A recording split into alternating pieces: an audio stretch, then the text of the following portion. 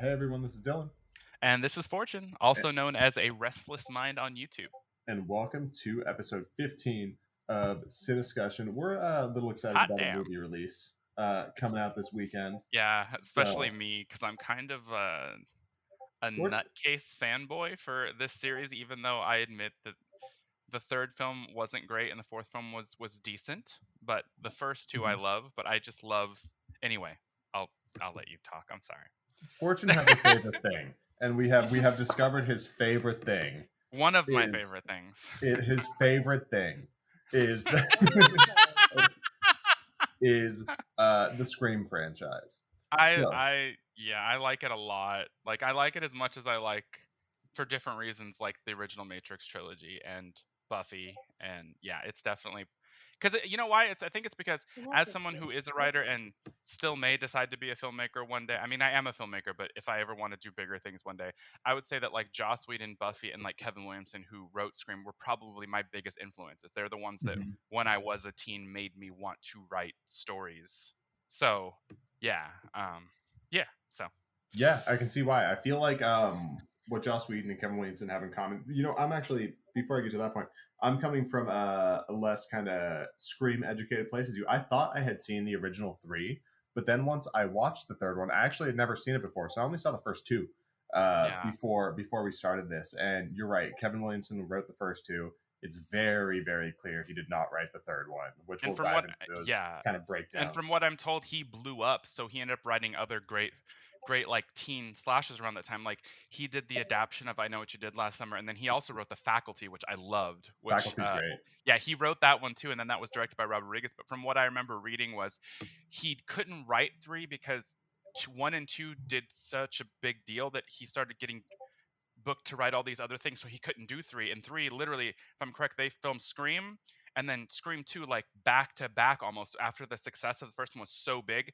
He already had an idea for Scream 2 and they just got going. And then Scream 3 I think was like 2 years later. So like they Yeah. all came out with I think it was like 96 to 1999. Like they literally released them like that, Again, right? again, again. And Yeah. from what I'm told about the writer credited for Scream 3 is Aaron Kruger, and from what I think I heard this I either read an article, I heard it in a featurette, but basically Kevin Williamson I believe told Aaron Kruger where he planned on going with the story. So I think the overall idea of the story of what happened in 3 was Kevin Williamson's, but he didn't actually physically write it, and I feel like it shows because Scream 3 like the whole meta of being on the Woodsboro set in the movie within movie, all that stuff is really cool. I Yeah. personally thought, even though the movie's not great, the ending of who the killer is, the motivation, and the entire ending sequence in that room between Sydney and spoiler Scott Foley, I thought that whole sequence was fantastic. And I thought that Mhm. Scott Foley as the killer was great. I thought his performance was great. Their fight was great. Like it was a great climax. The climax was great. And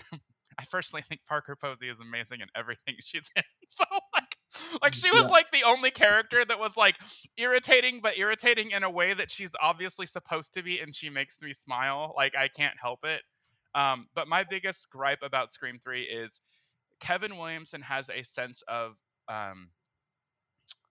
the only way I could feel like I could describe it is almost like dramatic poetry or almost like dramatic irony. Like he has this sense that of something that is missing in Scream 3. Like all of the murder scenes, there's usually something interesting about them in Kevin Williamson's films.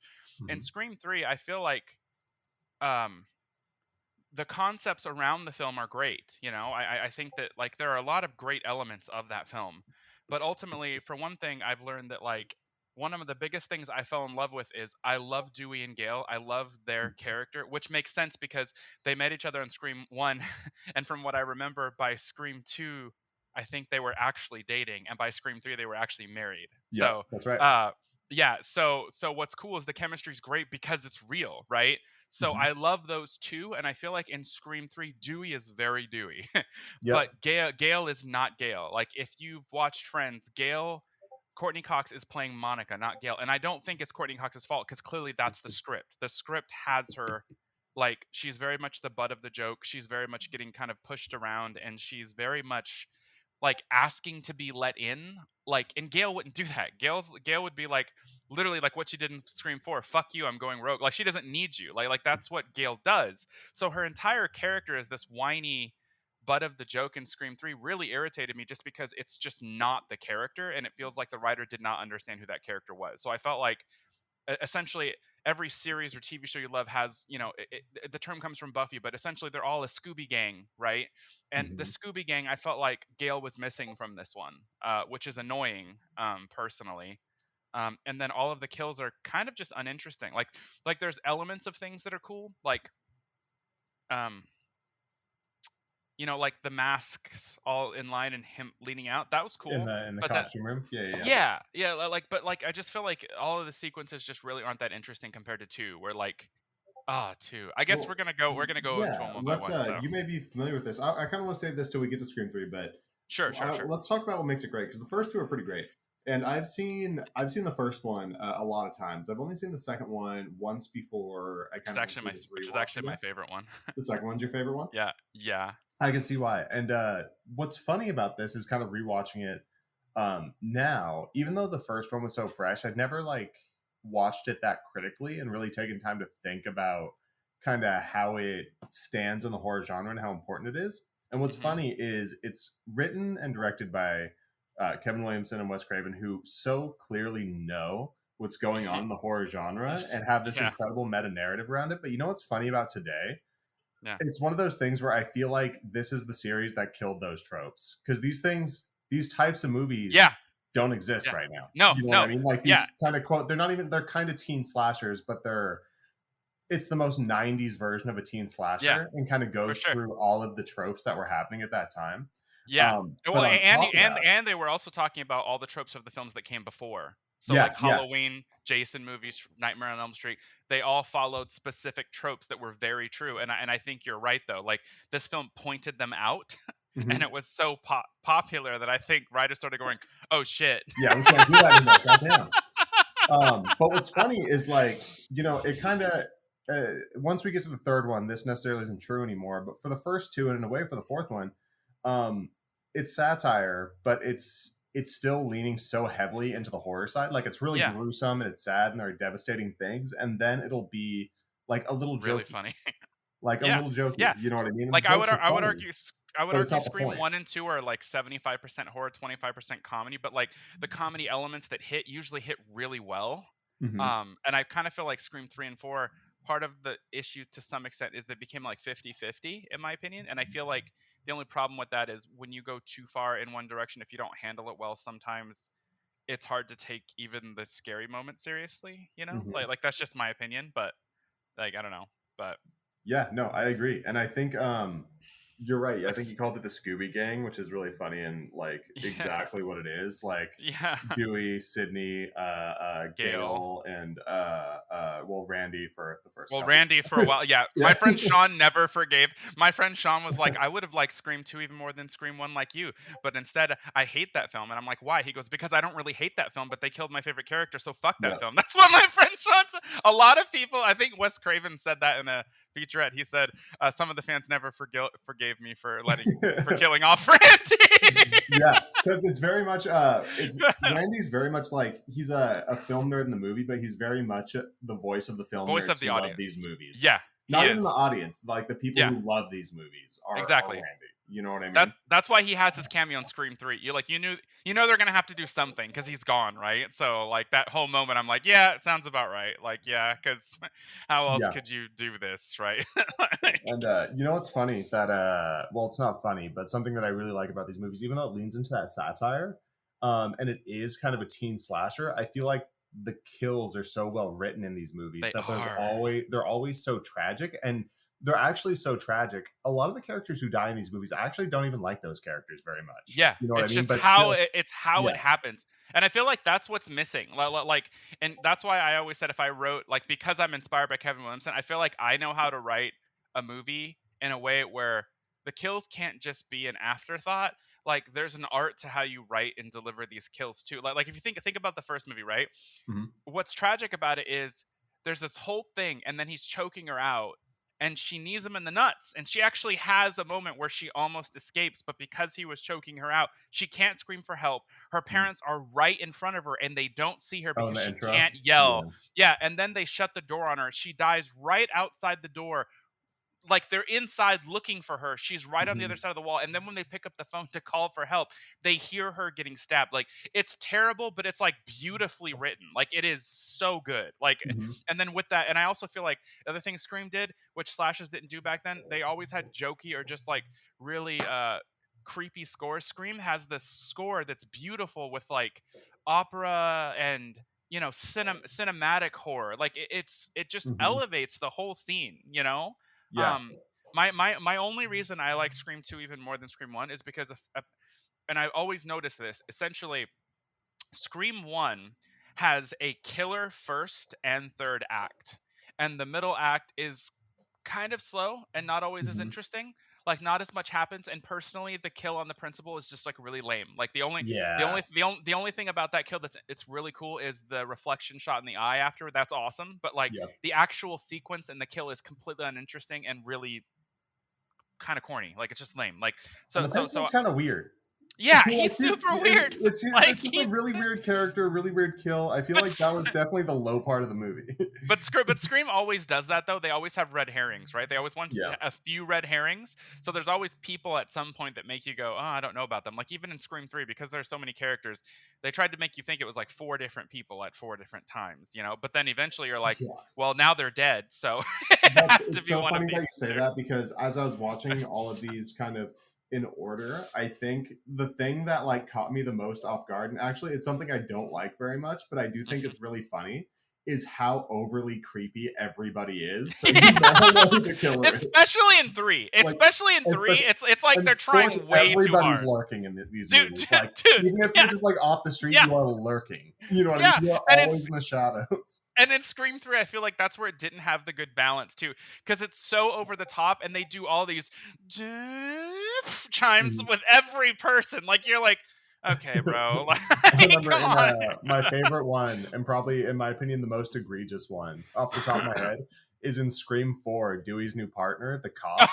Yeah, After when she's standing in the she's in the dark. shadows, and she's like, "We used to go to high school together." And I it's like, know. what is this? And it's so creepy because you just see her legs and Yeah, she's like in the dark, and it's so creepy, and you're yeah, like, this is so over the, but at that point though, that's the cool thing about Scream 4, and this is where I think I said something to you where I didn't want to ruin it, but I was like, I feel like Scream 4 does what the Matrix tried to do with making a satire of itself but still being a decent movie, like yes, in I my totally opinion, agree. because it's way more satirical than 1 or 2 or 3 in some ways, but it's still Mhm, very modern, and it talks about the new rules of horror mhm. and how shitty remakes are within itself.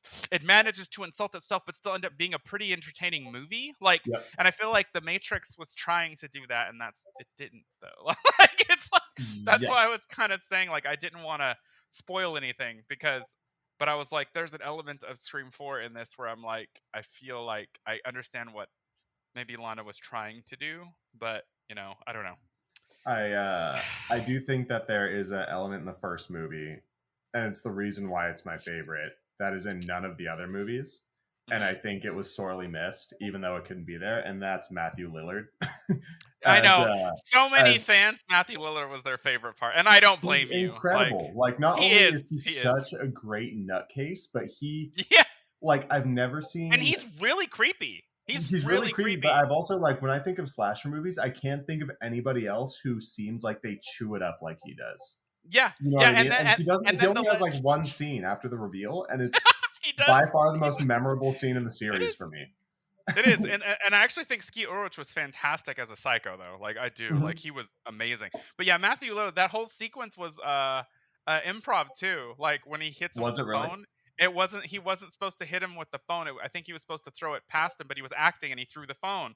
And so he's like, "You fucking hit me with the phone, dick." That was all just Matthew Lillard being Matthew Lillard, because What he was really hurt. He was like, "Ow!" Like it was my my favorite like, one of my favorite like callbacks is in Scream 4 when is it Rory McCulkin? He's kind of oh, playing oh, this new character, yeah, and he's yeah, like stop me, and she stabs him yeah, in the heart. yeah. I And he's like, know. He's like. He's like, wait, this isn't yeah, how we rehearsed it. And I love how Sydney like already knew, because she's like, you fucking idiot, you didn't pay attention to what she said, did you? Like, yep. a survivor, there's only a sole survivor, you idiot. Hmm. Like, it's like, Mm-hmm. And I saw it coming too, and he's like, shoulder me, shoulder me, shoulder me. And I was like, I don't think it's gonna be what you want. And she stabs him right No. in the chest, and I was like, Just you casually fool. too, just like, eh. Yeah. You know, Yeah, and she does not. And what I loved about Scream 4, she's like, I don't need friends, I need fans. You don't have to achieve anything. You just have to have fucked up shit happen to you and put it online, which is true. It's really sad that it's true, but this was like commenting on where society was going 10 years ago when this came out, and yeah, it's sad how accurate it has become. Like, yep, yep. I mean, Very much just for the sake of a little bit of fame. yeah. I mean, look at Catch Me Outside, girl. I mean, I forgot about her. Yeah. Thanks for bringing that back. Shout outs to the music career. Hope it's going well. You know, I was actually reading kind of about the development of these movies and kind of where Mhm. 3 went wrong, and I wasn't aware of this, but the first 2 movies are really brutal. Yes. The 4th movie, I think, is probably the most brutal. I think Surprisingly, I I think think it's really graphic. Olivia's death is really, really, Yeah, it's up there with like Scream 1 and 2 stuff. Like it's yeah. yeah. But I was reading that the 3rd film, on top of Kevin Williamson not being a part of it, it was also scheduled to release right after the Columbine tragedy. So there was additional Oh, censorship that was going into that movie, which made everything a little more dull than that's it would usually be. that's Which is really unfortunate because the yeah, murders are extremely dull in that movie. It's another thing. Yeah. well, yeah, and it's kind of a sign of the times. But I feel like when they went back to the 4th movie later down the line, I don't know if like they intended to feel like they had to catch up with themselves or what Yeah. was going, but Yeah. Dude. it was brutal. But and I like the characters a lot in that movie. I was actually surprised at how much I liked 4. I really didn't think Yeah. after Uh, watching uh, 3, I really didn't think I was going to like it very much. Yeah, I was a kind of lot a checking lot out. of fans actually quite love 4. There's some fans that argue they like 4 more than 2. Most fans pretty much go 1, 2, 4, 3. Yeah. I go 2, 1, 4, 3. But it's literally, and my only reason for that is because even though I love the ending of Scream 1 and the opening, it's Mhm. just it's more like trying to be The objective. middle. Like in Yeah. actuality, I love both almost equally. But if I'm being objective, I feel like Scream 2 had 3 great acts, and Yeah. I thought that the ending was pretty great. Like, honestly, Timothy Olyphant was fucking fantastic. And I never would have thought the woman from Roseanne as the Yeah. mom could seem like a psycho, and she did. Like after, and I think my main thing that they solved, which they did also with Sydney's niece in Scream 4, was you're like, yeah, but I don't know if I see her as Ghostface because she supposedly was Ghostface a couple of times. But then Right. there's the situation where she ends up chasing with a knife and looking like a nutcase, and I was like, okay, never mind, I see it now. Like it's like so like Yeah. I think that works. But Timothy Olyphant, I actually loved his performance. I did Like too. Cinda, you got a Linda Hamilton thing going on here. No, it's nice. I like it. Like it's like He was hilarious, and I've he actually was. always liked Timothy Olyphant. The Me first too. time, That's the I first mean, time he I was had ever great. seen him. He was a Uh, nobody, I oh, think, when that really? Yeah, movie came yeah. out. He was Yeah, great on Deadwood, and there's also, in my yeah, that opinion, was the later. underrated horror movie that he was in, the remake of The Crazies. I actually really liked, Oh, and he yeah, led that movie too. that's the one where they use Mad World for the trailer, if I remember Yeah, correctly, right? yeah. Yeah, yeah, That's crazy yeah. that you remember that, but that's exactly Yeah, right. because it was such a fascinating song to use in a trailer. I never could forget it. It was Hmm. interesting. Just like I'll never forget. I don't know the name of the song, but the movie was terrible. But Battle Los Angeles, the sun goes down, like that fascinating I editing. think I saw that Like movie, but yeah, it's gone from my memory. it's not good, but the trailer is magnificent. Like it is the epitome of that trailer person deserves an there should be an Oscar category for trailer editing because you can Yeah. make a piece of shit film look like it's gonna be epic. Like, Yeah. like, I didn't have a chance to do my rewatches of Last House on the Left or Hills Have okay. Eyes, but they're still pretty fresh in my mind. And on top of that, I'm like A Nightmare on Elm Street is burned into my mind. Oh yeah, The that's entire arguably my series. favorite. And Yeah. um, the one in the series that reminds me a lot of Scream, and you could probably guess it's a New Nightmare. It's the most Oh kind of yeah, for sure. meta For sure. version, but something as I was kind of going through these Wes Craven movies, I was like, this guy is so damn amazing at tension. Like it's He most is. prevalent in the Scream movies, but it It always is. feels like they're about to get away. Like Yeah, every it single is. time, it always feels like they're going to get away, Yeah. and I And think that's really unique to him. that's a huge part. I think I could be wrong, but I think it was a match made in heaven with Kevin Williamson as the writer and him, because it Mm. almost seems like even the script has some nods to Wes, and I imagine those were already in the script before Wes took on. Because originally, Yeah. from what I remember reading, there was some new hotshot director they wanted for Scream, and he was very much into that '90s thing, which I'm so happy didn't happen, where there's just lots of rapid cutting and stuff all the time, because they thought that Oh, was like right. the new thing. And Wes did more of a classical approach, and they really weren't sure if they were going to let him stay. They were like, this isn't the kind of movie we want for him. They were going to take him off the project, if I remember correctly. And then I remember they saw the dailies of the opening scene and they were like, Oh. never mind, leave him alone. They're like, But they've like, got it. but even Kevin Williamson, the nod to like, uh, is that the one where the guys had knives for fingers? Freddy, yeah, the first one was great, but the rest sucked. Wes Craven only directed the first one, right? Yeah, So I'm yeah. sure, like I feel like And New Nightmare. yeah, yeah. Well, Yep. yeah, but I mean, of the original trilogy, New Nightmare was a Oh, meta right. film outside of the right, Right. but Right.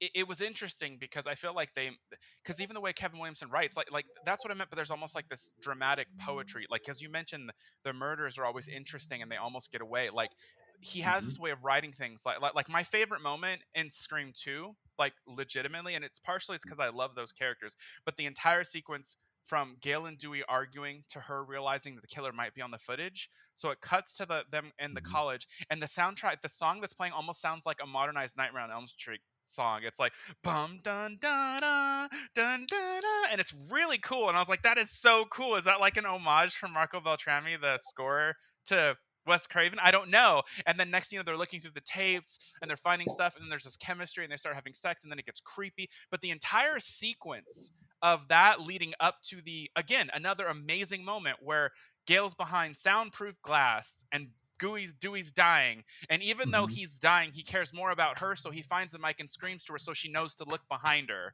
Yep. And then as the music swells, he hits the glass synced with it, and she's like reacting to him dying as he slides down the glass. Like it's such an amazing scene, and Hmm. everything that led up to it over the last like 7 minutes. It's just a beautiful sequence, and it's like to me, it's like the opening of Scream 1 in a way. It's like that good. I think it's so good. Like it's just, and it's how Kevin Williamson writes it. Like there's something interesting about how even the opening of Yep. Scream 2, interesting. They're at a stab-a-thon. First death, pretty basic. But then Jada Pinkett's death, she's Oh, you mean literally getting yeah, stabbed. Scream 2. That Yeah, scene is phenomenal. yeah, she's literally getting stabbed to death in an audience, but they're all in ghost face masks and they're all pretending to stab each other. So the meta of that film is so good because you're Hmm. so busy not paying attention that someone's dying right in front of you. And to me, that was like in 1997, that was like the epitome of showing how people are, where like now you Hmm. see someone dying and someone's just filming it on their fucking phone, like Yeah. instead of helping. It's like Yep. it's like showing that before it happened back then. Like it's so good. It's just Recognition of so that good. level of disassociation, and on top of that, Yeah. like that was after the 70s, 80s. Like violence was so prevalent. You know what I Yeah, mean? That for it sure. really was that way. Whether it be 24/7 news cycle, or I mean, today we have scrolling our smartphones, and even like Pretty I'll be much, yeah. scrolling on like Reddit or Twitter, and I'll just scroll some past something like violent, and I'm Yeah. on like the popular feed. You know what I mean? Like what Yeah. are people looking at today? And Yeah. it's crazy. Everything's literally a feed now. It doesn't matter what kind of, whether it's Instagram or Facebook, there's always some kind of feed, and then the worst part is, it's people and it'll cater to your analytics. It'll cater to what you're clicking on. So it's like your feed will Yeah. start changing based on what you want. Like recently, I was looking up just like people who worked on Scream. So all of a sudden now I'm seeing Scream trailers everywhere, and I'm trying to avoid them because I've only seen the one trailer, and I don't want to see any more, so they don't spoil anything. And so Yep. like it's literally a left and right of me working and then just Xing out shit constantly Yeah, because I'm exactly. like, no, Can't even don't look at show me my phone. anymore.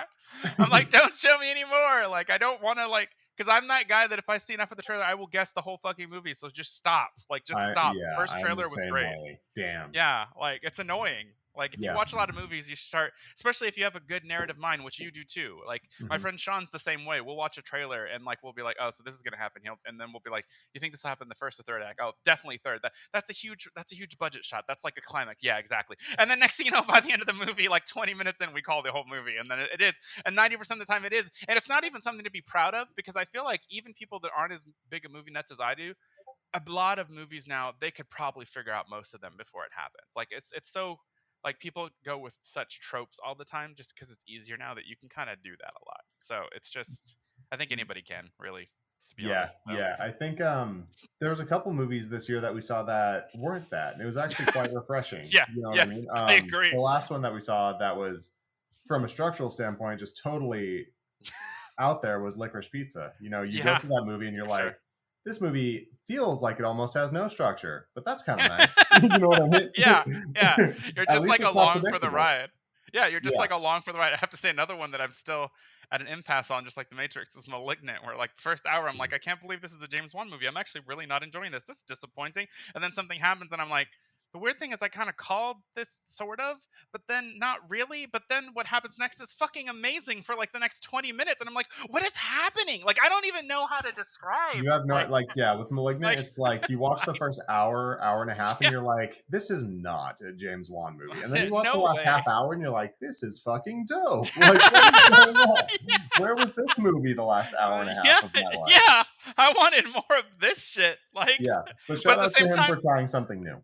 You yeah, know? I agree. Like, I'm at an impasse. I don't love it, but I don't hate it. Like, I don't know what I think of it, but I'm happy it's made because there's parts of it that I'm like, Yeah. I could watch that whole 20 minutes again, like easily. Like, Yeah, yeah. So, I know this is kind of jumping the gun. We've been kind of going back and forth about like what our top tens are. And as I like oh, research the movies that I still need to watch and kind I of still, review all the things I have watched, I think it was a really good year for movies.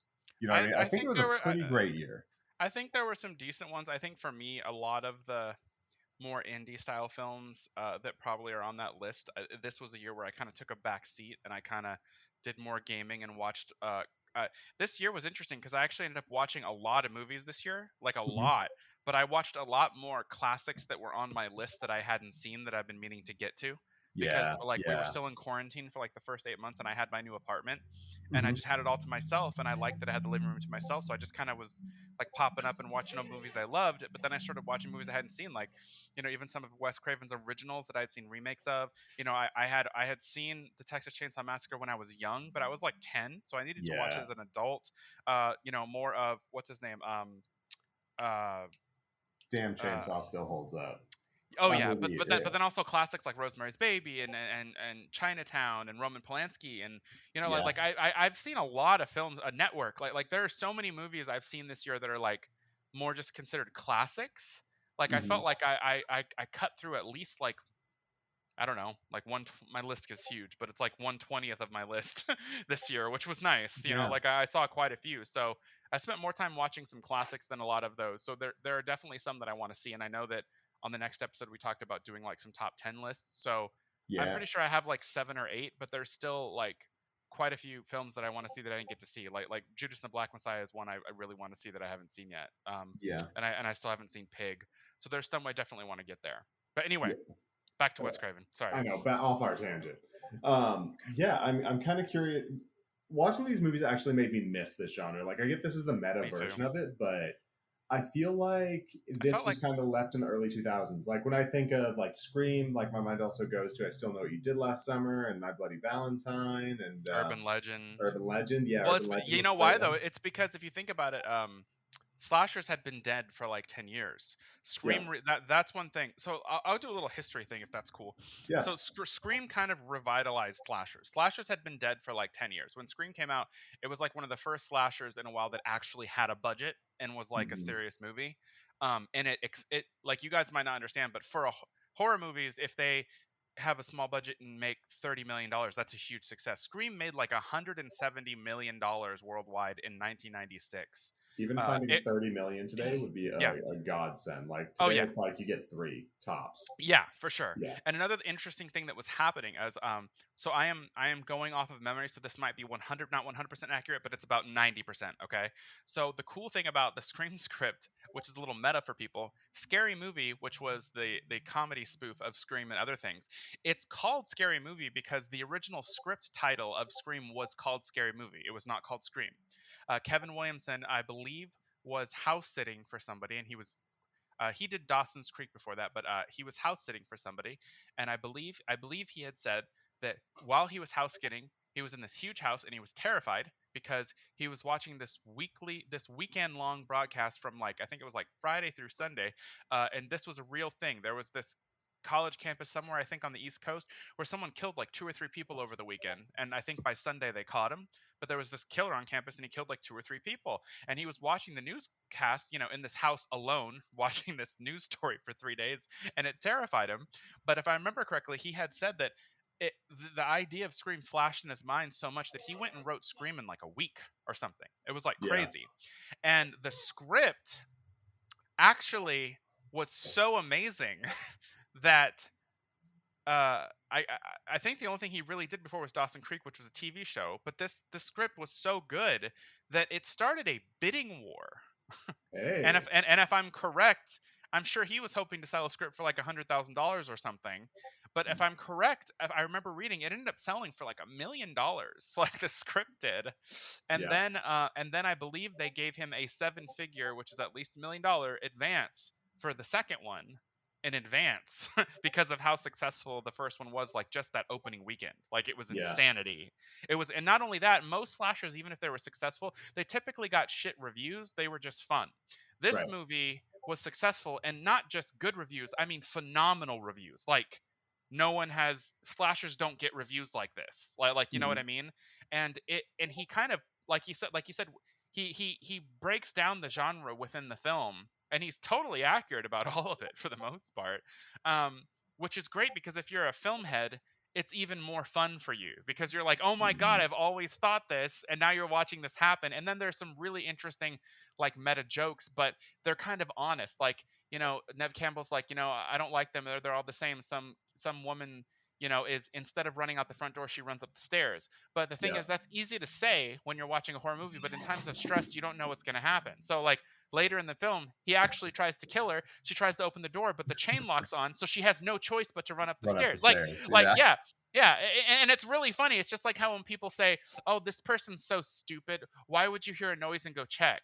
Everyone goes checks when you hear a noise in your house. You're saying that because you know you're watching a horror film, but in real Yep. life, no one thinks someone is there to kill them. Like no one does. So it's Yep. actually more honest than you think it is. And the Hmm. cool thing about Scream 3 that I feel like a lot of people, especially of this generation, don't realize, and I'm talking to y'all, Gen Xers or whatever you want to call it, like a lot of Yes, the kids boomer. nowadays, you know what? I'm an early millennial, thank you. But and so you're a millennial too. I Anyway, am.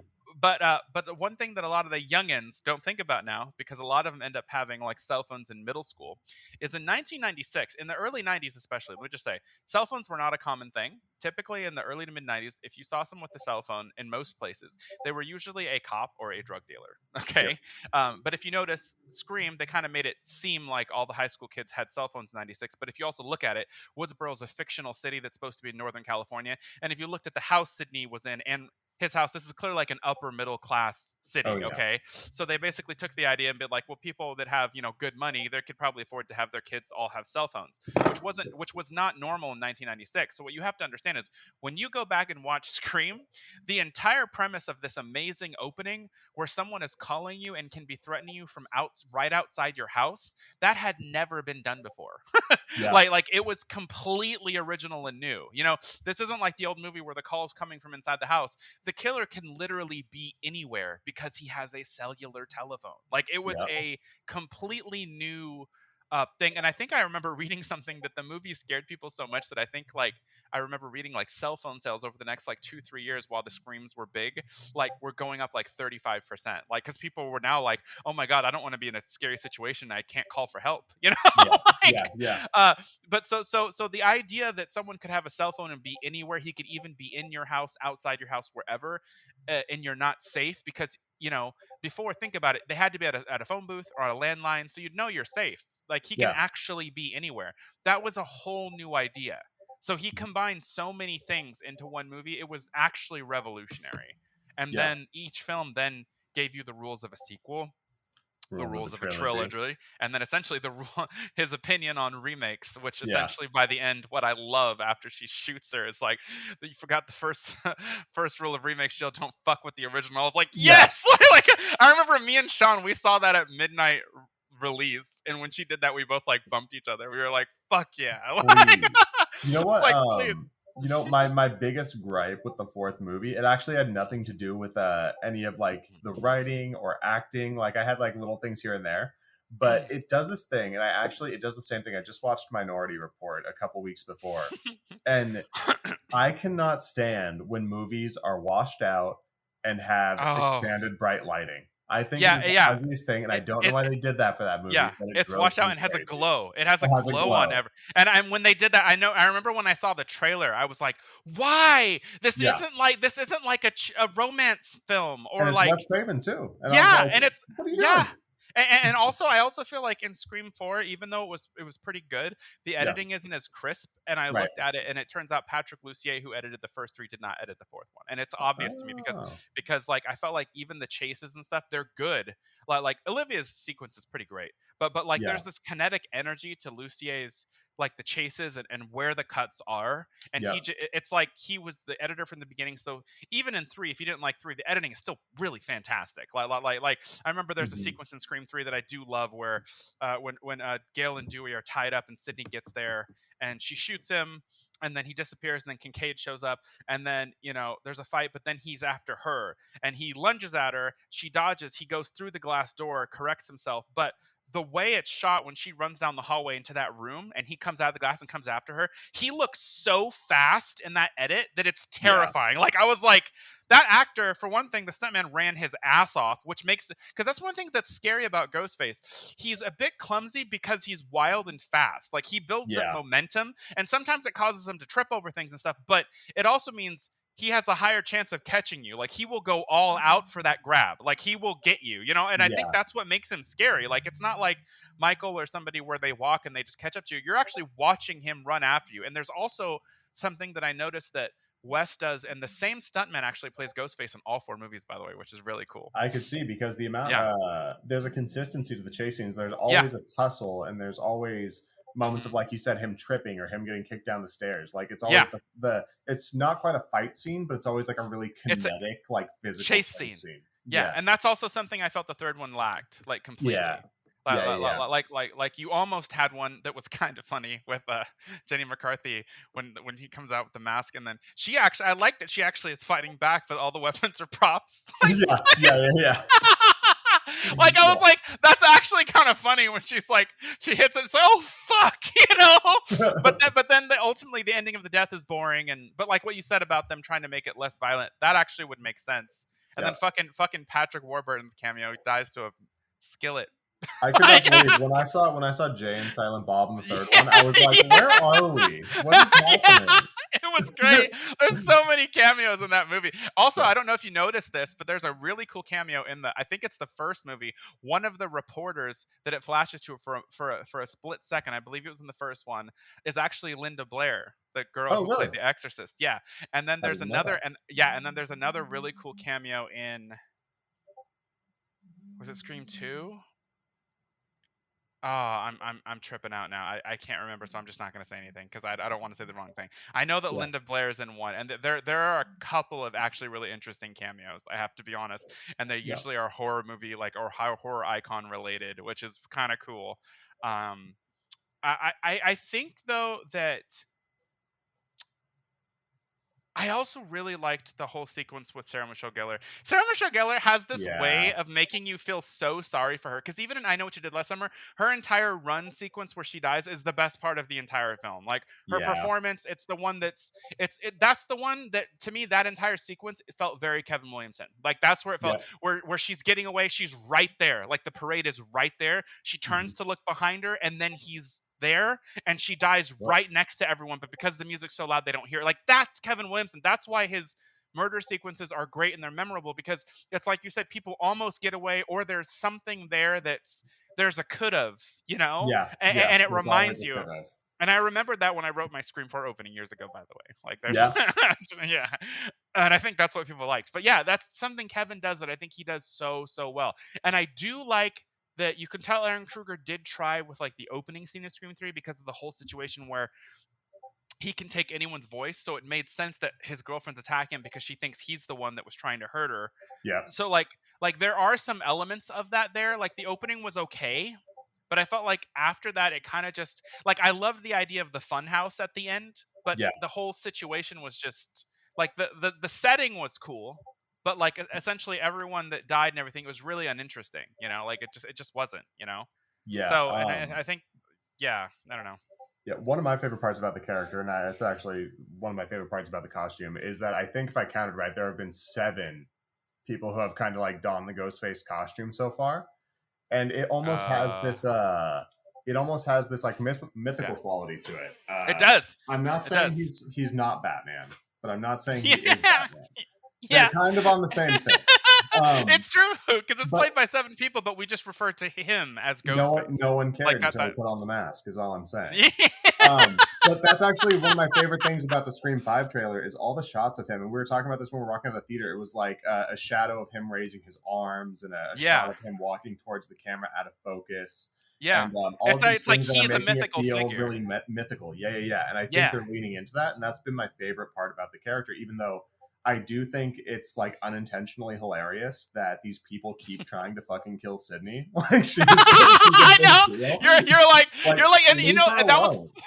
and that was one thing I loved about Scream 4. By Yeah. Scream 4, she was so experienced that Yeah. without the cops, she runs into the house after the fucking killer and she Yeah. actually beats the shit out of Yeah. him. Like Yeah. like I love that. When they tumble down the stairs, she hits him with the painting and then she literally kicks him in the fucking face like it's Yeah. nothing. Knocks him on his ass. And then the cops are the one that suck. She's like, he's right here, and then like he's gone, and she's like, fuck, like she's like by now she's literally like the actual hero. Like she will fuck Right. you up. You know what I mean? Like, I and I I love don't that. know. Like I don't know how Dewey's still employed.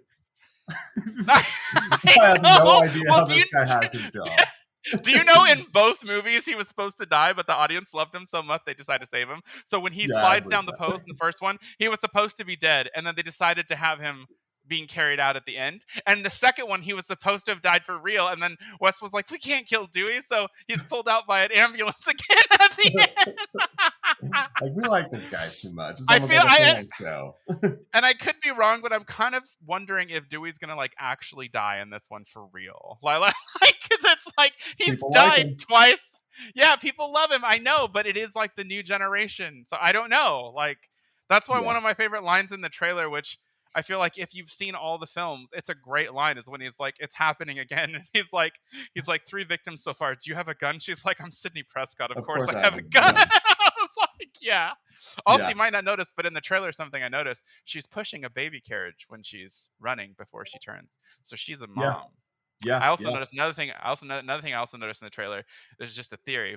Is the entire trailer, aside from when she gets the call, she is in the exact same outfit. So I'm wondering if maybe she doesn't even come in till halfway through the movie or towards the end or something. That could be, what I would really like, and I think something it says in the trailer where it's like they're hunting victims of people who were related. Was it Which to is new and to interesting. which is new It's and people who interesting. are That's related to the killers this time. It's that's almost good. like someone wants to punish the killers for what they did, That's which would probably mean my that favorite Sydney's part is shown. that it's not Me about too.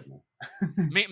Me too. Which Yeah. would mean that the killer probably thinks that they're punishing family members of the killers for the pain they've caused, maybe. But if that's the case, Sydney showing up is probably going to be a pain, because I would imagine if that's the motivation, they probably don't want to kill Sydney, like, and now they're irritated that she's showing up trying to stop this because they feel like this is justice or something. Like that's Yeah. what I'm wondering, if it's going to be something like that, like, because the idea of going after the family members of the killers is interesting. That sounds like a revenge plot for pain that was caused or something. So now Yeah. we're going to make sure that you guys feel exactly what we felt, losing your family members or kids or whatever. I mean, it could be anything, but Yeah. that's kind Yeah. of the gist that I'm getting. But that's just me reading into it. I could be wrong, but Yeah. That could be really good. I have a feeling I would be surprised if they don't bring back Kirby. And dude, yeah, she's the only person that was bleeding out off screen. You didn't see her die. She's exactly. nowhere on IMDb, and I'm hoping she's not on IMDb because it's a surprise. Because literally, universally, almost everyone loved Scream 4, and She was the best part. yeah, everyone agrees She with was the me. best She part. was the best new character. Like Yeah. she could totally lead the new trilogy with the youngins. She could Yep. totally be. I don't want to say the new Sydney, but the new Kirby. She could be and she was already a Just the fighter and lead. stuff. She even in the movie she got surprised, right? Like by Yep. somebody she trusted. But she was smart. She had attitude. She's awesome. Hayden Panettiere is a fantastic actress. So every scene she ate up. Like even the Yeah. comedy scenes were funny. Like, wait, Yep. I didn't get called. Wait, does that mean I'm not going to live as long as these Yeah. two? Yeah. And then he's Yeah. like, no. I mean, well, maybe. And then she's Maybe. like, Yeah. oh my She's like, god, no. I'm gonna. Did you hear that? She's I'm like, gonna be no, it'll be next. She was like, I love how unprofessional Dewey is at all times. Like he yeah. is. And by the way, you guys might not know this, but the sheriff who is in Scream 4 is in the new movie because there's a scene where she's driving the car and she's crying. So Sheriff Tilly or Gotcha. yeah, she's in it. And for those of you that might not know, for those of us millennials out there, the girl that many of you guys were crushing on from The Sandlot, Wendy Pepperquin, the lifeguard, that is her, by the Oh, way. that's her. No kidding. I That's had no her idea from The myself. Sandlot. Yeah, in the red bathing suit, like at the Yeah. pool, Yeah. the kid with the glasses has the huge crush on her, and at the end they Yeah. said he grew up and married Wendy Peppercorn, but that's her. Yeah, that's her. Oh, Same that's actress. awesome. Yeah, it's really cool, right? Like, God, I yeah. love The Because when I Sandlot. oh dude, The Sandlot is so good. The That was Sultan one of of my SWAT. favorite The movies growing Sultan up, of bro. SWAT. Dude, the Sultan of SWAT, Babe the Great Bambino. That movie is perfect and It's always will so be great. perfect. It will be Benny the Jet Rodriguez, bro. Yeah. He's Are awesome. you? I know we've talked a little bit about this before, but how concerned are you that this is releasing in January, which is Um, traditionally I here's the it's thing. it's traditionally for anyone who doesn't know, January is for movies generally a dead month. It's where It's movie usually studios yeah, either send the movies that they are pretty certain are going to fail, yeah. or they don't have too much faith in. Which when I I, saw the I, trailer I for this movie, I was like, this actually looks really good. yeah. I usually consider January the dumping ground for movies they have no faith in, which isn't good. But what Yeah. I'm also wondering is maybe this is strategic. They put it there because that is normally a dumping ground, which means it's not going to be challenged by anything at the box office, especially with COVID, where Right. numbers are typically lower unless you're like the new Spider-Man, which is at like 1.5 billion already worldwide. Woo. Um, yeah. But like so I think it might have been strategy and maybe they have faith in it and that's why I'm hoping that it's Yeah. strategy and they actually have a lot of faith in it so they put in a month which is usually where people put bad movies because it will be the only good one. So for That could be great. maybe 2-3 weeks in a row it's just going to soak up all the money, which I Yeah. think would be great. So I mean I could be wrong but I'm hoping so because so far the early reviews I'm making sure I don't read anything that spoils, but all the titles of the early reviews that have been released on Twitter so far everyone is praising it, which is kind of cool because even Scream 4 was like mostly positive but a few negative early Yeah. reviews. So I'm hoping that like it's good. A lot of people are saying it's the best one since the first one. Awesome. And a lot of people were saying it goes back to a lot of things that people liked about the first one in terms of just like the feel and stuff. And here's the thing: a lot of fans, just like you love love Stu, and so a lot of Yeah. fans till this day are like, dude, we need Stu to be the killer. We need Stu to be the killer because nobody dies from a TV being thrown in their face. Nobody. Yep. So they're like, he was probably in jail for like 25 years, and he like ratted on Billy since it was Billy that admitted, that he was leading everything, and Yep. he just got out of jail, and maybe he's making people pay because Billy betrayed him or something like that. And I'm like, Don't play yeah, with but my yeah, heart like yeah, that. yeah, but it's like it would be cool, but at the same time it would be kind of stupid. Let's be honest. He is Right. supposed to be dead. And what, Dewey and Galen think they never mentioned that Randy was in jail this whole time? No. And they've even Right. they said in the movies that she killed them. So like they'd be really retconning. Now, what could be interesting Uh huh. is if Randy has a family member. Mm-hmm. It could be. But I agree with you. Not Randy, I'm sorry, Stu. Stu. Yeah. But I have to admit though, Matthew Lillard was his performance was great, and also he can be exceptionally creepy. Did you Mm-hmm. when you rewatched it, did you notice the scene in the video store when Randy is like saying he thinks it's Billy, then Billy grabs him, but then Stu puts his hands on his shoulder behind, and he's Yeah. looking at him He while leans Billy's at him. like Yeah. Stu's eyes are huge, and Stu is creepier than Billy in that scene, even though Billy's the one making the threats. Like it Yeah. was really Easily. cool. Like Yeah. I it think was that scene is really really cool. cool too. Yeah, Billy reminds me so much of another Wes Johnny Craven Depp. movie. Johnny Depp's character. on Everybody Modern said he Family. looked like a young It's Johnny so Depp. much. It It's so is. much. And he's a great actor. That's why after that movie, I was like, why didn't he explode? And it seemed like from what I was reading, he was just like really picky about stuff he wanted to do, which is cool because he Yeah, did the good show for him. called Jericho for like 3 seasons, which was a great show. Yeah. And he's done other things. Like he's been working. It just seems like it doesn't seem like he wants to be in any like huge franchises or anything. It doesn't look like he's trying to be. So I mean, he let him Yeah. do his thing. But I mean, he was great as Billy. Like he was. I 100% believed he was a psychopath. Like, I feel like the opening scene and that entire ending sequence is what Scream is known for. Like, it's just like for Absolutely, real. Like yeah, absolutely. yeah, And for the sure. kills, like we were talking about, those like Yeah, desperate like escape moments where you're like, you were yeah. right there. Yeah, and there's Um, also clever moments, like even the video camera where the cameraman dies, the 30-second delay. Like yeah, yeah, such a great idea. And yep. he's such a good guy. Did you notice even though he was dying, he was bleeding out, he Mhm. points, if you notice closely, as he's falling. I've seen each movie like 100 times. I'm sorry, I have. But No, like no, if it's you great. notice It's great. as he's dying, he actually points to the back. That's the reason she runs to the back and pushes stuff out and crawls out the back. Because as he's dying, he points because he can't Yep. talk. He's telling her, he's showing her a way out. Like he's telling her to run. Like he was Yeah. such a good guy the whole time. Rip. Poor Kenny. Poor Kenny. Rip. I feel Kevin. bad for her. She's like, "Oh God, Kenny, I'm sorry, but get off my fucking windshield." And apparently, that scene at that time almost got that movie an unrated rating because there was so What? much blood. Yeah, it sounds so silly now, but in 1996 there was so much blood all over that van that Yeah. apparently it was apparently there were just more shots of it, and that was the best they could do to cut it down to still just get the R rating. The So MPAA has always been out of control. I know, but Jaws was rated G back in the day. Fucking idiots. Isn't that Like, hilarious? I don't understand. Jaws is It's so silly, brutal. bro. Like, Yeah. it's so brutal, bro. Like, So it's brutal. dude, the legendary scene where the guy's sliding into its mouth, like that scene is Yep. just blood all over the boat. Like, it's just like, bro, Yeah. I like I wonder don't how care. they quantify it. Like, how much blood is too much blood in these Well, scenes? well, apparently not shown, but in the making of the first Scream, they used 50 gallons of blood total, from what I was reading, which sounds like 50 a lot. gallons? That's pretty cool. Sounds like a good amount to me. And then I think in Scream 2, the only death I thought was kind of lame was Hallie's. But what's Mhm. interesting about Scream 2 though is Scream 2 there was an actual original script leak the on the Really? internet because the internet was kind of newer at the time, Mhm. obviously, and someone leaked the script online. So in the original version, apparently they actually said normally it's bad, but in this case it might have been for the better because in the original version there were 4 killers at the end of Scream 2. There was Mickey, Billy's mom, but then Hallie and Derek were both in on it too. Oh, It was like really? yeah. So when they changed the script because the script was like they changed the endings so they made Derek was still her boyfriend, but they made him actually innocent, and so was Hallie. Hallie was actually her friend.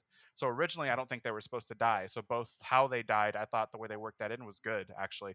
And the thing about Hallie, even though her death is kind of lame, everything that builds up to it is fantastic. So you're kind of fine. Like the entire car scene, and then him peeling back the thing, and them having to crawl past Ghostface while he's like unconscious and stuff. Like that was such a great scene. Like you said, tension. Like it's all Yeah. tension. It's so good. In the third one, I think they have a line. I can't remember the character that says it, but they're complaining about the scripts, and they were like 15-minute rewrite after 15-minute rewrite after Yeah, 15-minute rewrite. yeah. You know what I It's mean?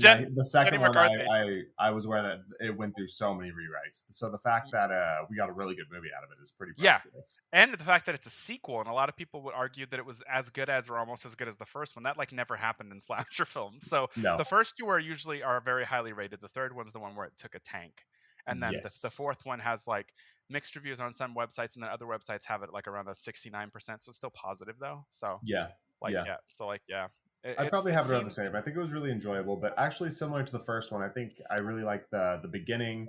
There's a little bit of drag in the middle, and then I really like the And end. then the ending's great. Yeah, Yeah. exactly. Like I would say the middle for that movie. Well, I don't know because the middle had Olivia's. Well, even I guess Olivia's death is technically like the end of the first act, really. Like if you think Right. about it. So that Yeah, that, that makes exactly. I sense because think like after Olivia's death, it picks up.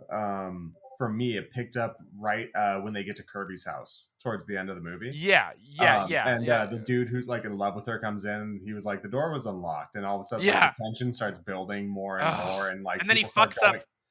Yeah. Yeah, people start like Sorry. going off on their own ways and like going down hallways and walking away. And you know he's there, you just don't know who it is yet. From Yeah, there exactly. to the It's good. hospital at the It's end, like great. I'm loving it. Yeah, it's great. And I love Kirby, like she's finally about to kiss Rory Culkin and he comes in Yeah, and fucks it up. And then he's like, "No way." And she's so irritated cuz she's like, "Who invited you, Trevor?" Like yeah, she's like, "Get out of my house." And he still doesn't listen to her and goes upstairs and you're like like that's why I yeah, think by the end he's the character that when he gets shot in the nuts and then shot in the head, I yeah. feel like most people are going, "Oh, good riddance," cuz you were so Exactly. Get out of this movie. and then the other thing about about that film that I have to be honest, the one moment where I was like, this had to be an Aaron Kruger rewrite. Because it's a scene in Scream 4. It's like the only scene in Scream 4 I think is deeply stupid. Like, it is Mhm. so stupid.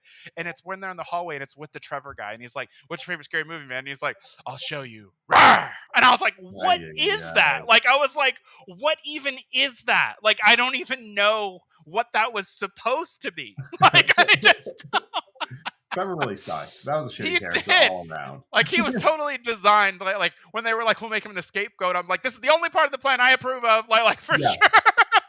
And like Scream has the clearest red herrings and scapegoats ever. Like, Yeah. he has dark circles under his eyes. He's always in the Yeah. shadows. You're like, it's so clearly not that guy. Yeah, You know what I he mean? sneaks into her room, which is an homage to Billy sneaking into her Yeah. room, who was the killer. Like Yeah. it's totally obvious, like what's happening. But Yep. I also do love the. I know this sounds terrible, but I thought Jill's mom was so weird. Like, she's just like a weird person. Yeah, And she the does. fact that she dies from the mail The slot, mailbox. I love that show. I couldn't help it. I was kind of laughing. And then later, because the mom was kind of odd, later when she's like, I even had to kill my own mother, no loss there. For Yeah. That scene it actually, was so funny. it was gruesome, but it so made funny. me laugh because I didn't understand Yeah. what happened yet. Like, you Yeah. hear the thunk, and you know she got stabbed out. And I was like, damn, he's strong in this movie. You're like, And then she falls you're forward, like, and did you she get realize stabbed? the mail drop, and I was like, Yeah. oh shit, that sucks. You're like, this Ghostface goes for every little penny he can get, doesn't he? Exactly. I was like, There there was is no also escaping this guy. There was also one shot there that was cool when they're trying to run out the back door right before that, and you see his reflection in the wind chimes, which is why Yeah. she slams the door. I thought that was cool too. Yeah. But I Yeah. think that was my first thing where I was like 90% sure that Jill was at least one of the killers, because she was upstairs under the bed and then she's gone. Or no, she snuck out of the house, right? Which is convenient, Right. but I'm also like, I understand being trapped in the house, not want to be there. I get that, but it's also stupid and convenient. And I was like, well, she could have been Ghostface then. Technically, she could have killed everyone, which is what she did. She killed her mom, she killed the police officers, and then she made her way to the house and just pretended that. And she even set it up to with a message where she basically said, I'm gonna go hang out with Kirby. Clearly, she expected Sydney to find it, right? Like, so it's like it was all planned. Like I feel like the way it's written, it's pretty cool. Like, it seems like, and that was the other thing about Scream 4 I liked, because I think I even told you in the web series I was gonna do, there was almost like a filming aspect, and then something that I'm actually introducing into my canceled script was. Like I said, I don't want to say it on the podcast, so I don't want someone to take it. But I think I've told you about stuff involving the internet and things, and Scream 4 was kind of like the first step of that, with some things that the killer does, like he should be filming the murders, except I had like kind of like an interactive thing to mine that I was Don't say gonna anything do. else. Yeah, but anyway, but yeah, I thought ultimately Scream 4 was pretty fun. And apparently Scream 4, by the way, in Kevin Williamson's original script, supposedly, originally it was actually, I think one of his ideas originally was he was actually going to have her get away with it, which Oh, would have no been kidding. cool, because That then would've been that cool. final shot of, yeah, because all the final, cause, and this is what I said, and maybe this is me being in his head, or maybe this is just me assuming where he was going to go. I would have loved for her to have gotten away with it, had Kirby, in the next movie, find out Kirby did live, right? Because Kirby Yep. wouldn't have known it was Jill. Never Yep. would have known it was Jill. And what will be cool is if Scream 5, Kirby, like, so maybe everyone did die, but now Gail, Dewey are alive, Sydney dies, Kirby and her are part of like the new group, and in Scream 5 there's some crazy person who's coming after her and new people, the same way they do in Scream, but we all know she was the original killer. So it would actually be really funny, because now she's being hunted and she's like, Jesus fucking Christ, like I could just see her character being like that. That's a great idea. That would be awesome. And I would actually, and I would totally have a character that maybe she hated for business or something, that gets stabbed, and there's a moment in the movie where she finishes him off, like because she's like, this is perfect for me. The killer came after you, and you're left alive, and there's like that moment where she's a killer again, and she gets to kill this person. So you still get to see she is who she is, and of course her beautiful performance that Ghostface got him or whatever, like in the midst of the movie. So you still know she's the person. Maybe she hasn't killed anyone since Scream 4, but this was like the perfect way to take out a problem, you know? Yeah, I know yeah, this sounds weird, but I think it could be a really interesting movie where we all know she was the killer in Scream 4, and in Scream 5 she's pretending to be the victim, and now she's friends with Dewey and Gail, and Kirby's there, but we all know she's the one that it could be yeah, really yeah. interesting. Even if Like, you they didn't know, even give her a chance to really yeah, like be a killer till later, if she was just yeah, like actually a victim throughout the whole yeah, movie, but you're just sitting there like, yeah. oh my god, how is this gonna go? That, that's what I'm saying, and like maybe she kills someone in the middle minute movie, like she just fit. Maybe, but I'm thinking it's someone like Ghostface stabbed multiple times, and they're bleeding out, and they ask her for help, and she just finishes them off because it's convenient for whatever. Yep, But then the rest of the movie just goes on, like letting you know she's still yep, that fucking person. And it would be great if by the end you're actually rooting for her and she does live, and then there's a Scream 6. Like it could be really yeah, interesting. Like I think the meta of that could be so fascinating. Like it could be really fun. Like more than for just sure. turning the genre on its head. Now a former killer got away with it, and now is put in this situation as Sydney, and you have to pretend to be this victim. Like, and I would love a whole diatribe, maybe like of at the end where the killer's going through this plan, she just cuts him off and starts, "You're such a fucking idiot. This is so unoriginal," and like they get in an argument. Like Yeah, I could yeah. just see it And happening. Like Emma Roberts playing Jill was so much better as like the so good. psychopath than it was than the straight kind of like victim Yeah, version. So seeing a whole movie of that, I'd be there, dude. yeah. Yeah, Yeah. because like you can tell she was very muted because she was pretending to be the good girl, but then when you get to Oh, see who she really is, she was fucking fantastic. Like I had mhm. never even heard of her before that movie, and I was like, me and Sean were like, she was fucking great. Like Yeah.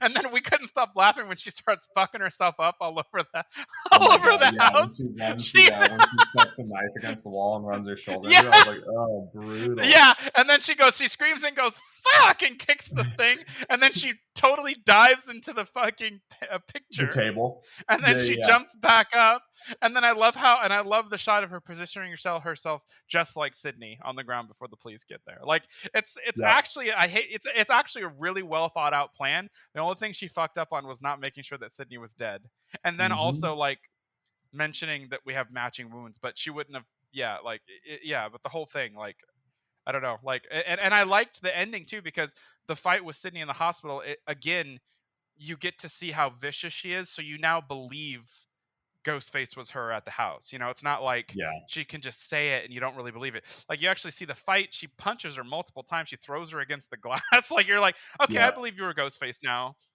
yeah. I feel like the Exactly. main moment of Scream 4 that was kind of like Scream 1 in terms of really lame kills. I thought the police officer kills were stupid. Like Yeah. they were too funny and it was just I actually felt like that scene was literally just Oh bad. wait, the Like I actually thought that detectives. was a no, the two police officers in the car, Andy. Oh, that was Scream 3. Scream 4, I was saying. I was saying in Scream 4, the two police officers in the car, that was the only sequence I thought was pretty bad. Am I getting my movies Where he mixed up? sneaks I up remember behind the the two police officers in the where car he in sneaks up. Scream 3, where he breaks through the window Yeah, and like that's that, cuts but his the but throat. the yes, that's Scream 2. But I'm talking about Oh my Scream bad. 4 with Anderson in Scream 4.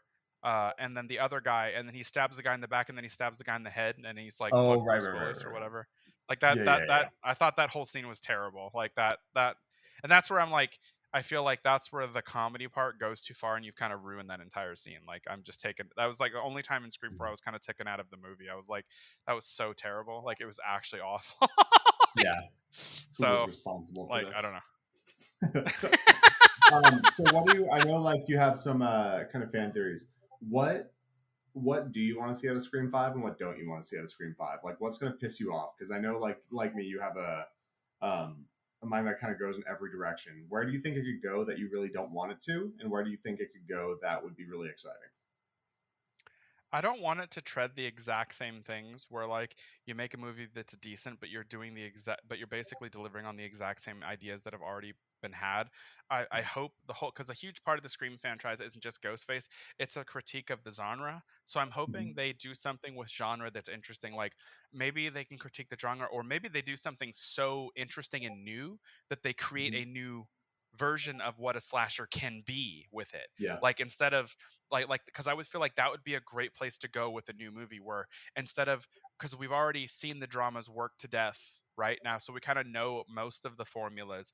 It would be really cool if the film managed to do something, take some old and then kind of make a new formula with it, because it would yeah, be almost like saying this is what the future of slashers could be now. We already broke it down in all the films, and we ended with remakes and sequels, which we hated with Scream 4. We've had everything, we know everything we had to say with that.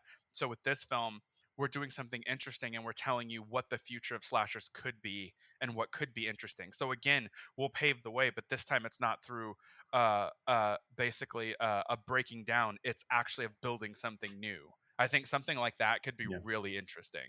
Like that's In a that's funny way, I uh, feel like that's what James Wan tried to do with *Malignant*.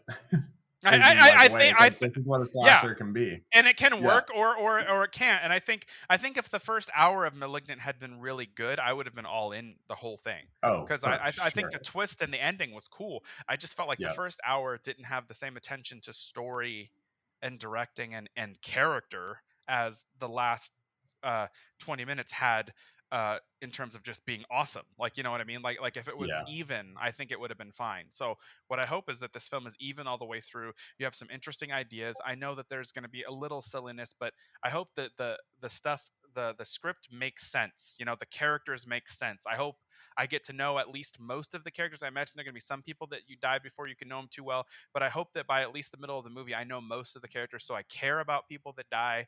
I hope that people Yeah. aren't just stupid for the sake of being stupid in a horror movie so that a scene works, which is what Yeah. a lot of horror films do now still, and it irritates the fuck out of me. Why can't you just make people fucking people and just be an actual good writer and think about Yeah. how that scene can happen rather than adding stuff to make it happen, which is dumb because you're like, that's the dumbest shit ever, you know, like nobody would do that, you know. Hmm. Like if you want a scene to happen, you don't have to force it. Like if you actually think about it, you can usually find a way for that to come about that makes sense and is believable, you know. To Yeah. me that Yeah. just comes off as laziness, and I'm hoping that it's handled with care because I love this series. And even though they are horror slash kind of comedy and satire, you can tell that 1, 2, and 4 are done tastefully. Like you can tell Wes Craven and Kevin Williamson care about the subject matter.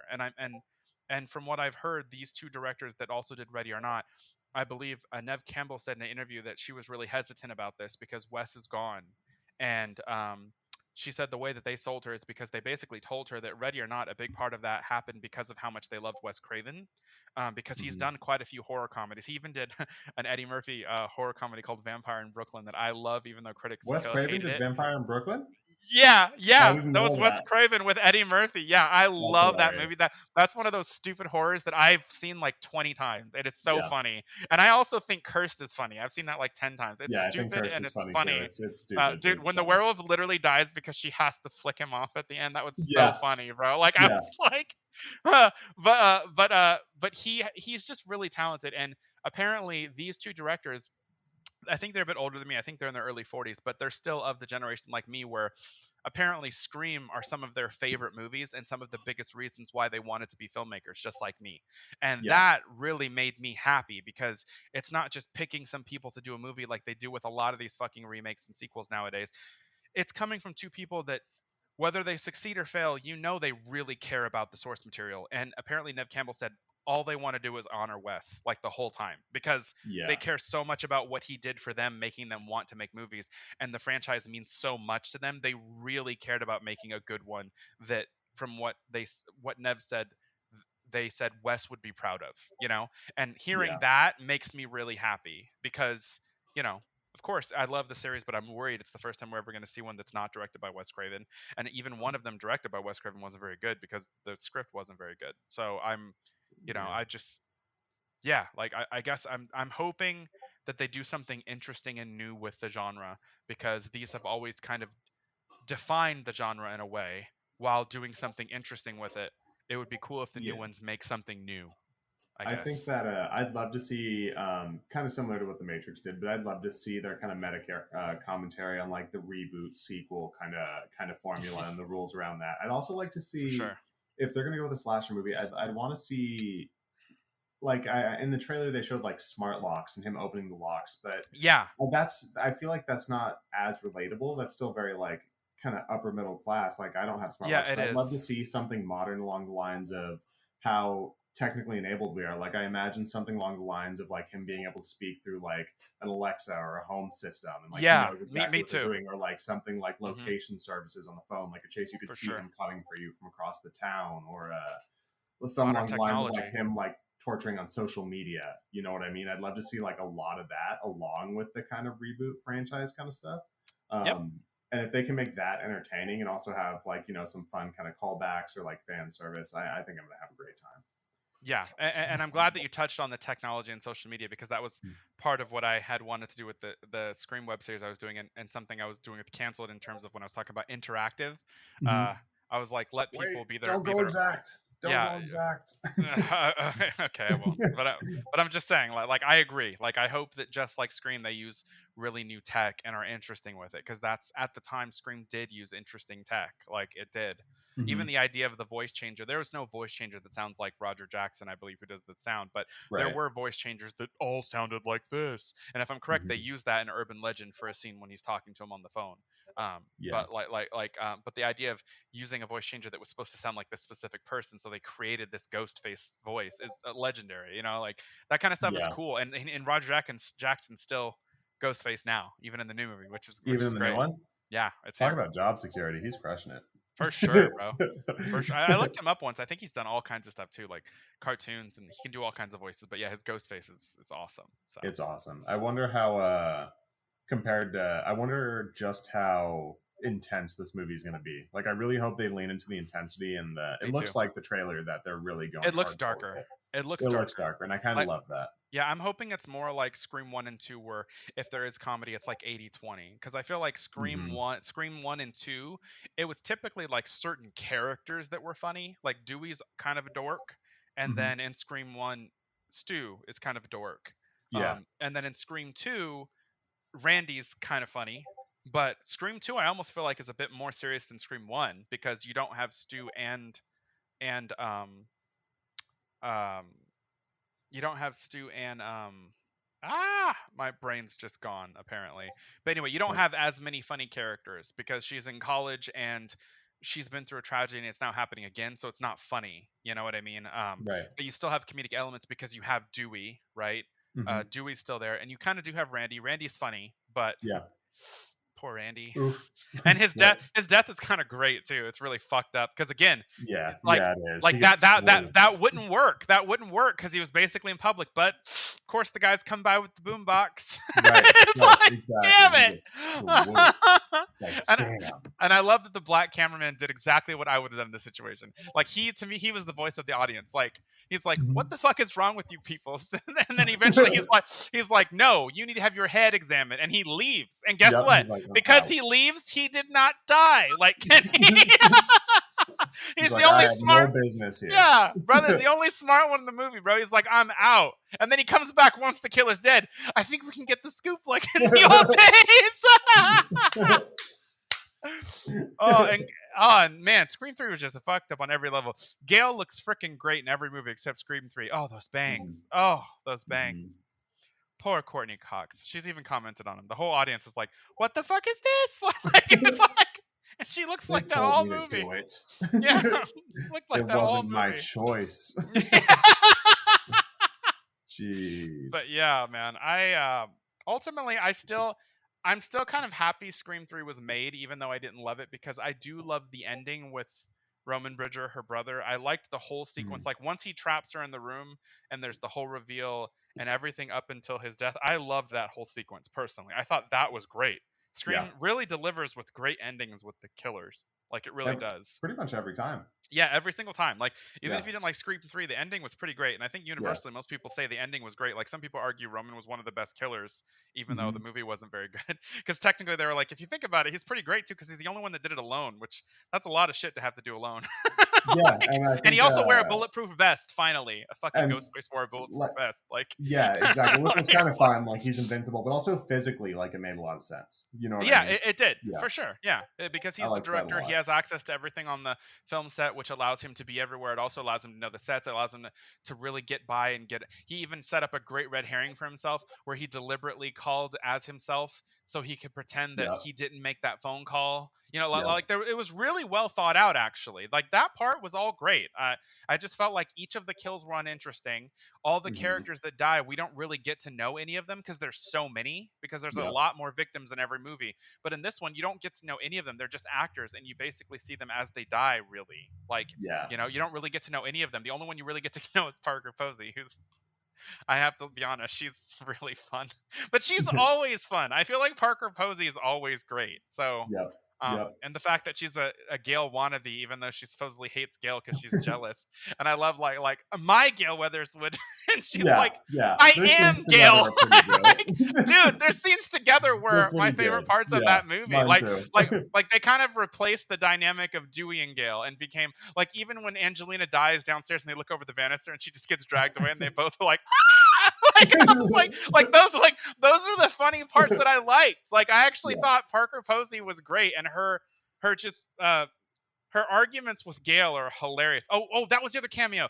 You noticed who the records keeper was in Scream 3, right? Who was it? That's Leia. Wait, shut up. Really? Yeah, Oh, it was like Carrie that's Fisher. Yeah, and yeah, she it was asked Carrie the Fisher, Carrie and, Fisher. and they Yeah, even yeah. are like, are you? And she's like, no. And she literally had a picture of Carrie Fisher on her wall. Yeah, Yeah, that was yeah, fun. but she calls herself Bianca Lawson. But they're like, Yeah, "Are you?" And she's like, it's like "No, no. I've heard it Yeah, all the time. Who gets it? The one who sleeps with George Lucas." yeah. I love that. I I love did that notice part. that. That was And that's what I'm hilarious. saying. There are scenes in Scream 3 I really love enough that I'm glad it was made, but it is definitely the disappointing one in the group, unfortunately. Yeah, So, for sure. uh, For sure. Well, I think this was an awesome topic. me too. I'm funny enough. I'm excited every time we get to dive into horror movies. I'm like, yes, get to watch more horror movies this year. And there were two that I hadn't seen. I hadn't seen three, which was the rougher watch before. I liked way more than I thought I would. And I think That's one and good. two, they're certified classics. You know what I For mean? sure. Like Yeah. it's there's That's generally the consensus I think among most fans. I believe is 1, 2, 4, 3. Like, and most of yeah the fans really liked 1, 2, and 4, and then 3. Some people thought was okay, and some people thought was trash. I'm sure there's some people that loved it, but like, yeah, like overall, it's usually considered the worst of the series. You know, it's the yeah one that was yeah considered a misstep. You know, I think yeah. the other issue with 3 to me is all of the fucking things with Sydney's mom. Like, it just doesn't make sense. Hmm. Like, I understand Ghostface talking like her because he has her voice, but like all of the Hmm. flashbacks and stuff she has, they just seem really The out of like place. borderline like premonitions. You know Yeah, what I yeah. mean? Like, you know Yeah. what it reminds me of? What? Seriously. And I want to make a meme about this. Like and I want to make a meme that says that moment in a movie when when you know you're fucked as a viewer, and it shows the Velociraptor from Jurassic Park 3, and he's like, Alan. But you know what? Like, even though it was stupid, the still frame of her mom knocking on the window is pretty creepy. That Like it visually, is. I That is liked that a true. lot. But the That whole is true. situation was dumb. But visually, it was That is pretty well true. done. Like, that is true with the echo. Sid, come here. Yeah, Mother needs to talk to you. I was yeah, like, oh yeah. my god. I was like, this is so corny, but visually, Yeah. that's pretty good. Yeah, yes. But it just felt like a little too much, you know? Mhm. Because Way like too much. yeah, just way Way too too much. much. Exactly. That whole movie is way too much. Yeah, and then there's things that happen that you're like, that doesn't make sense. Like Sydney's on the set and the door opens by itself, so you're like, oh, it's Ghostface fucking with her. But then he pops up on the other side of the window, and you're like, Roman worked alone, so who the fuck opened the door? Like, it doesn't make sense. You're like, most of the films, these things are That thought of. doesn't make You can sense. think of a reason how it worked because there's two people or whatever. That one, Yeah, there's so many things in that movie. There's a few moments where you're like, that doesn't fucking make sense at all. It's just stupid. yeah, it was. Um, So Well, dude, this was awesome. I'm really I excited agree. next week to talk about Scream 5 and follow this up a little bit. I'm really excited to see some of the things we missed this year and come back with some top tens. Like you, I think I have like a good 7. I Yeah. hardly have them ordered, but I know there were some stellar movies that I missed this year. The few off the top of my head, I really want to see Red Rocket. I really want to see Macbeth with Denzel I want Washington. to see Macbeth really bad too, Yeah, and I Red really want Rocket. to see Titan. Uh, Um, I don't know that one. that movie looks fucking crazy. It's by the director who made Raw. I don't know if you saw that on Netflix, but it's kind of like a I've cannibal horror movie. I've heard of Raw, but I haven't seen it. It was apparently this movie is like the weirdest of the year. It's like a weird horror drama comedy. I actually have an idea of what it's about, and I won't Fortunate. look it up Just then. I the want to be. concept is fucking bonkers. I hope you just watch it. Like completely wrong. Because even I heard I the still. concept, and I was like, that sounds really stupid. And then it keeps getting really mixed, but really stellar reviews too. And I'm like, I don't know if I'm gonna like this, but I'm going in as blind as I can. It's called Titan. I still That's need all to you see need to know. my my biggest one. I need to see because I love Edgar Wright. I still need to see Last Night in Soho. I need to see that. And then yes, I will continue with a lot of other things. I want to see that. I think that and Judas and the Black Messiah are two that I didn't get to see this year that I really wanted to see, and I'm really behind on. So I like both I'll of those probably a start lot. with those, and then I'll move on Judas to some is on more. HBO. Yes, I have HBO. Yeah, It is on my list. I'll probably end up seeing that one first just because I can. I might do it this weekend. Yeah. sweet. So. Yeah, awesome. I'll probably watch Titan Uh, first, just because I'm aching for something weird. It's a weird sentence. hey, do your thing, brother. But yeah, like you, I have about like maybe a top 7 so far, and some I've decided to call it like my top film projects, not movies, because some of them are shows. Um, I'm not gonna do movies. Oh, I'm gonna do film projects from now on because sometimes I do like a yeah. show or miniseries more than other movies. So if I did a top 10 list, it 100% should be on it, and I've learned that recently. So I'm now saying I'm now gonna call mine a top 10 film projects, and I'm sure I you think it's know a what good my idea. number one is. Like that, it hasn't Yeah, changed. My number one has not changed. it might It be. It hasn't. might. I'm We sorry. might share it. It was too good. Yeah, It was too good. I can't. yeah, Like, there's nothing that beats it this year for me still. Like. yeah. It was It was stellar. kind of it was just a masterpiece for me. So that's a big one. And you guys will find out on our next podcast what that is. I don't want to spoil it. So like, but we'll definitely talk. But you know Sweet. what, Dylan? Thank you for joining me in one of my, I want to say passions, but it's kind of an obsession. Like I would say Buffy, the original Matrix trilogy, and Scream are kind of obsessions, unhealthy ones. So thank you for You mean the going Matrix down this road. quadrilogy? Trilogy. And then the fourth one was, then the fourth one was, we'll just say interesting. Uh, but thank you for joining me in my craziness. I'm glad you got to see a film that you hadn't seen. I didn't realize you hadn't seen the third one, so that's cool. I'm glad you liked the Mhm. fourth one because the fourth one I thought was a lot of fun, and a lot of people seem to like that one. So I'm glad you liked it too. Yeah, I Um, did. I did a lot. but So thank you for recommending him for sure. all right, and hey everybody, just so you know, again, new Scream comes out this Friday. I believe that's the 14th. So The 14th. yeah, if you want to support Scream and you want to honor Wes Craven, hopefully it's a great movie. Let's all go see it together and we'll talk about it. All right. So I am Sweet. Fortune again. And I'm Dylan. Excited to come back in a couple weeks with our favorites of the year. Hope everybody had a great time today. Yeah, definitely, guys. Thank you for being with us, and we will catch you next time. Peace. Peace.